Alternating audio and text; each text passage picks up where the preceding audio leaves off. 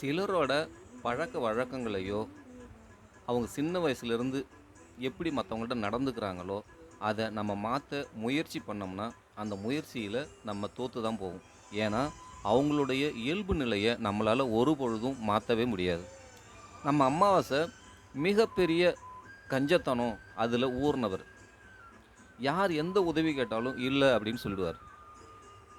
ஆனாலும், யாராவது சாப்பாடு கேட்டு வந்தா மட்டும், ஒரு விரல நீட்டி, அதுவும் அந்த அன்னச்சத்திரத்துக்கு போங்க, அங்க சாப்பாடு கிடைக்கும் அப்படின்னு சொல்லி பழகுனவர். ஒரு நாள் அமாவாசை இறந்துட்டாரு, மேலுலகத்துக்கு போறாரு. அப்போ அவருடைய கணக்கு வழக்கெல்லாம் பார்க்குறாங்க. பார்க்கும்போது இவர் ஏதாவது நல்லது செஞ்சிருக்காரா அப்படின்னு பார்க்குறாங்க. எந்த நல்லதும் செய்யல.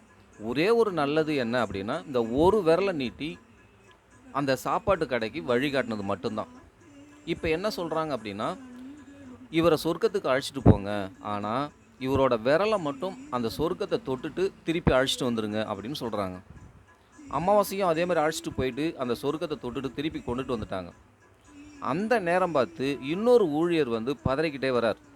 அவர் என்ன சொல்றாரு அப்படின்னா, நம்ம அண்ணாச்சி அப்படிங்கிறவர தான் நம்ம கொண்டுட்டு வந்திருக்கணும். ஆனா, நம்ம மாறுதலா அமாவாசைய கொண்டுட்டு வந்துட்டோம் அப்படின்னு சொல்றாங்க. உடனே என்ன செய்றாங்க, திரும்பவும் இவர பூமிக்கு கொண்டுட்டு வந்து அந்த உடலுக்கு உயிர குடுத்து திரும்பவும் நடமாட விட்டுர்றாங்க. செத்தும் பிழைச்ச அமாவாசைய பார்த்து அந்த ஊரே ஆச்சரியப்படுது. ஒரு நாள் திண்ணையில உக்காந்துருக்காரு. இதே மாதிரி உணவு கேட்டு ஒருத்தர் வராரு. அப்ப அமாவாசை என்ன சொல்றாருன்னா, தன்னோட உடம்ப காட்டி அந்த அன்னசத்திரத்துக்கு வழிகாட்டுறாரு. மக்களுக்கு புரியவே இல்ல. எப்பயுமே ஒரு விரல மட்டும் நீட்டி தானே வழிகாட்டுவாரு. இப்ப என்ன உடம்பு முழுக்க காட்டி வழிகாட்டுறாரே அப்படின்னு ஆச்சரியமா எல்லாம் பார்க்குறாங்க. மக்களுக்கு வேணா அந்த காரணம் புரியாம இருக்கலாம். உங்களுக்கு அந்த காரணம் தெரியும் அப்படின்னு நான் நம்புறேன். வணக்கம்.